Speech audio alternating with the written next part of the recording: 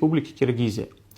Конфликт уже урегулировали, все нормально, никакой стрельбы, никаких боевых действий не ведется.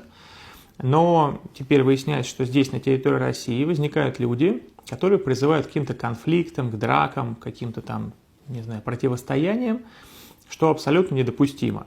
Первое, что если такие люди выявятся, сразу, соответственно, это депортация с пожизненным въездом. Поэтому просим вас, если вдруг такие провокации вы где-то слышите, что кто-то приглашает вас там куда-то собраться толпой и пойти что-то там доказывать, кому-то опять же, вот, то всех вас депортируют. И самое главное, это еще может быть признано уголовным составом, можете сесть в тюрьму.